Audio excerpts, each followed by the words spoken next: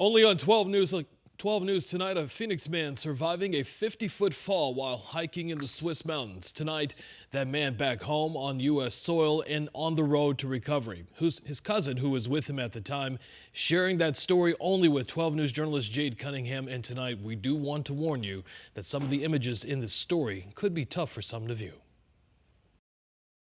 Sitting in a hospital bed, giving a thumbs up. It was traumatic, but it was kind of like best case scenario. Logan Moore is lucky to be alive. This was also a big deal for them because they don't do very many helicopter rescues like this. Normally when they do it, it's to extract a body. Addison Mathenia is Logan's cousin and best friend. We grew up going to school together. The two were traveling around Europe together and were hiking in Switzerland with friends when chaos hit. So we get to the top and Logan's taking a video of all of us standing by the edge.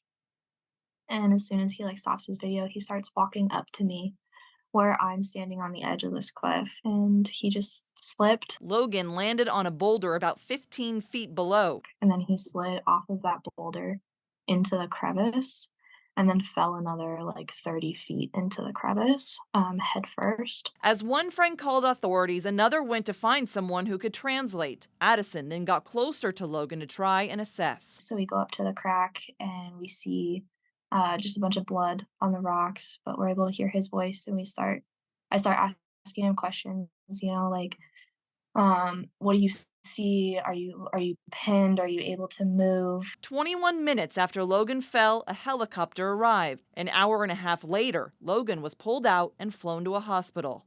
At that point, Logan was in shock. He was very hypothermic.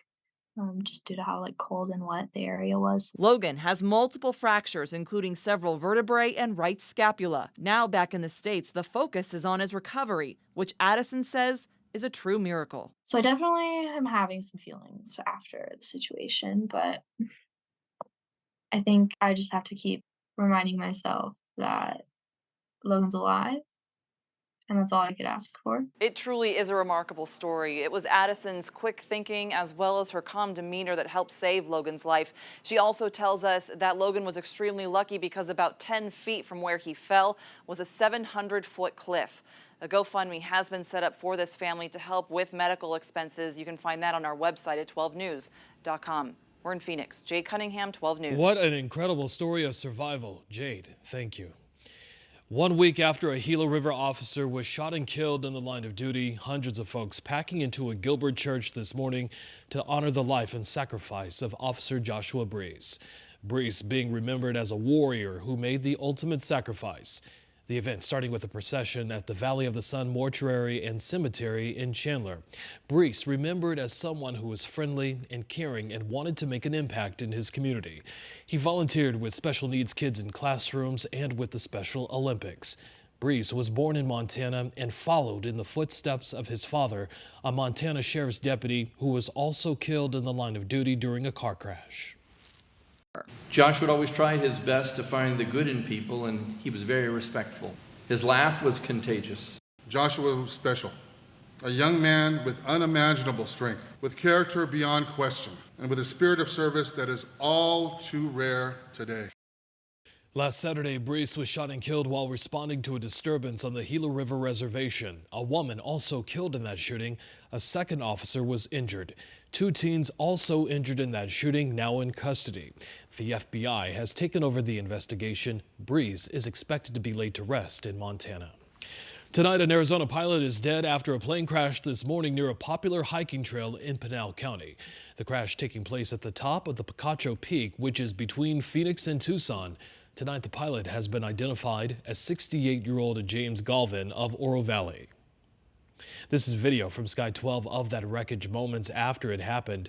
Tonight, the National Transportation Safety Board, Federal Aviation Administration, and Pinal County Sheriff's Office now working together on the investigation.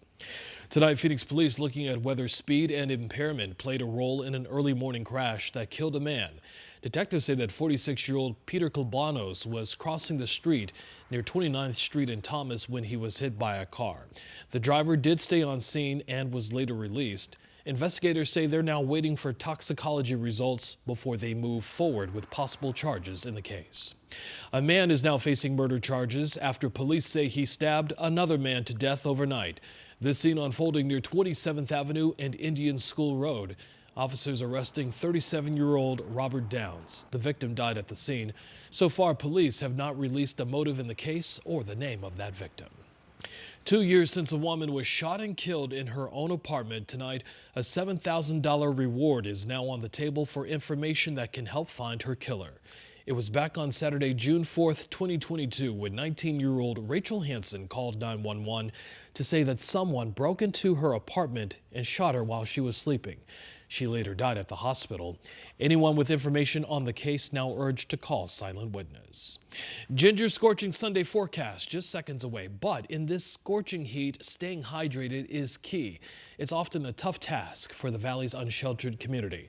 12 News journalist Colleen Sakura tonight shows us the new effort to get vital fluids to folks dealing with homelessness. Do you feel dizzy, lightheaded, fatigued? The Arizona heat. Lately, I haven't had a tarp or anything. I'm out in the direct sun. Taking its toll on Ace. He's been experiencing homelessness for 12 years. Are you interested in getting an IV for hydration today? Like the ones they give you at the hospital? Sure. Because you said you've been drinking 1 bottle of water a day. How much water are you drinking? About a bottle or 2, yeah. A liter of IV fluids. It's going to be a poke, okay? It's offered with Circle the City's street medicine team. Last summer, honestly, was brutal. Last year, 645 people died in Maricopa County from heat-related deaths. Nearly half were people who were unhoused. We saw a lot of patients, especially in July, that were moderately to severely dehydrated, but they did not want to go to the emergency room. They didn't want to leave their pets or their belongings behind. Perla Puebla is a family nurse practitioner and the associate medical director of Street Medicine Central at Circle the City, saying even if people get 8 bottles of water in them a day, it's hard to keep hydrated. All of our functions in our body require water. Even for us to breathe, we're requiring water to do that. That's where the IVs come in. Usually we keep it cool, and it'll also help them cool down because it's quite hot out here. And with 1 liter of fluid, usually the patients start feeling good. If they have a high blood pressure because of dehydration, that starts to decrease. Their heart rate starts to normalize. The team also providing water, electrolyte replacements, hygiene kits, and medical care. We try to help out any way that we can. A change for Ace. It feels better because now I feel it hitting the lungs and everything else and cooling everything off. And hoping a change for many in the Arizona heat. And I think we're definitely going to be saving lives out here this summer. Colleen Sakura, 12 News. Wildfire coverage tonight. Fire crews in Gila County battling a fire near Globe. So far, the top fire has burned 40 acres along Highway 170. Tonight, there's no word on how the fire sparked or if it's threatening any homes or structures. Meanwhile, the Bear Fire is burning near the Fort Apache Indian Reservation. Since we last saw you on 12 News at 6, this fire has now nearly doubled in size at 520 acres. Crews battling the flames in the air and on the ground. Right now, the cause remains unknown. Tonight, there is no containment. Get up to the minute alerts about wildfires across Arizona with the 12 News app. Scan the QR code on the right side of your screen to be directed to the download. You can also find more information at 12news.com/wildfires. Let's talk about our forecast. Get you ready to head out the door for the start of your Sunday. Another scorching day here in the Valley, Ginger.